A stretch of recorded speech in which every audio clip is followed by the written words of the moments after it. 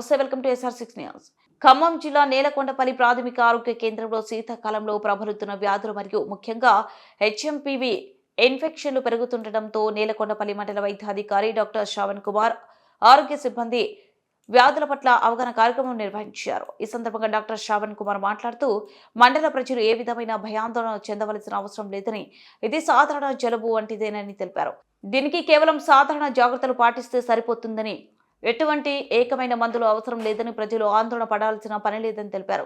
ప్రజలు తరచుగా చేతులు శుభ్రంగా కడుక్కోవడం, మాస్కులు ధరించడం, ఒకరికొకరు దూరంగా ఉండటం, కరచాలాన్ని నివారించడం వంటి జాగ్రత్తల ద్వారా వ్యాధి అరికట్టొచ్చని తెలిపారు. ఈ కార్యక్రమంలో వైద్యాధికారులు doctor Shravan Kumar, doctor Arjun, doctor Nirosha, doctor Manvitha, doctor Madhavi, CHO Shantirani, హెచ్ఈఓలు వీరన్న, చంద్రశేఖర్, సూపర్వైజర్లు ఏడుకొండలు, విజయ్ కుమార్, వర్ణమర్థబాయ్, ఆరోగ్య కార్యకర్తలు, ఆశా కార్యకర్తలు పాల్గొన్నారు. Ready sir. డోర్ ఏరం పెట్టు. మీ పేరు సార్?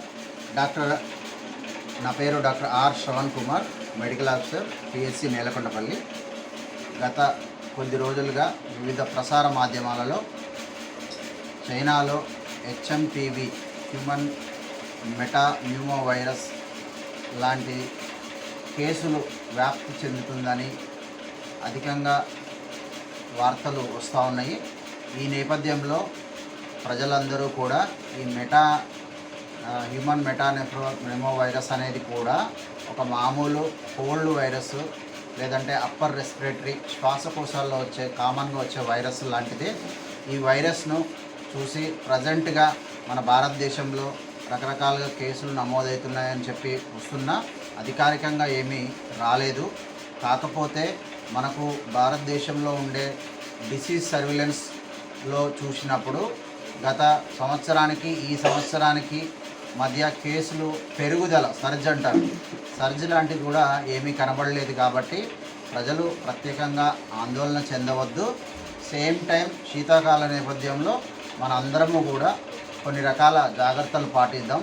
ఎవరైతే ఈ మెటా వైరస్కి సంబంధించి కొంత జ్వరము, దగ్గు, ముక్కు నుంచి నీళ్ళు గారడం కానీ, శ్వాసకోశాలు తీసుకునేటప్పుడు పిల్లికూతలు లాంటి వినబడడం, ఇటువంటి కొన్ని సహజ లక్షణాలు.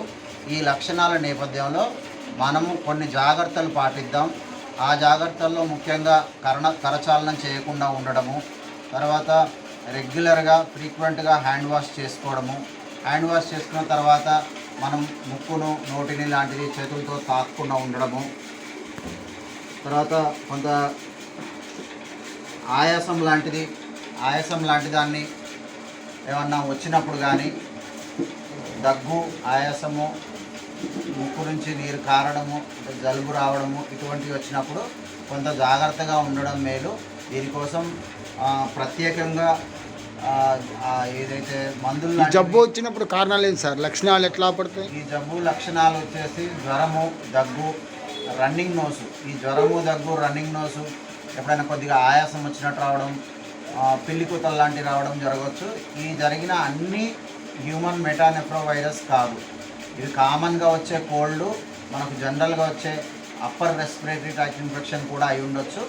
కాబట్టి మనకున్న ప్రజెంట్గా ఉన్న నేపథ్యంలో HMPV వైరస్ అనేది చైనాలో వస్తుందన్న నేపథ్యంలో కొంత జాగ్రత్తగా ఉంటూ ఇది మన మాస్కులు ధరిస్తూ ఫ్రీక్వెంట్గా హ్యాండ్ వాష్ చేస్తూ, దాంతోపాటు ట్రీట్మెంట్కి సంబంధించి మీకు ఎప్పుడైనా జ్వరం లాంటిది వచ్చి ఏదైనా ఇబ్బంది జరుగుతుంది, దగ్గు, జలుబుతో ఉన్నప్పుడు సమీప ఆరోగ్య కేంద్రాన్ని సంప్రదించి ఒక క్వాలిఫైడ్ ట్రీట్మెంట్ తీసుకోవాలి. దాంతోపాటు భయాందోళన చెందవద్దు, పుకారు వార్తలు లాంటివి అటువంటి అసలు నమ్మవద్దని కూడా చెప్తా ఉన్నాం అన్నమాట. ఎక్కువగా కాంటాక్ట్ అనేది ఎలా జరుగుతుంది అంటే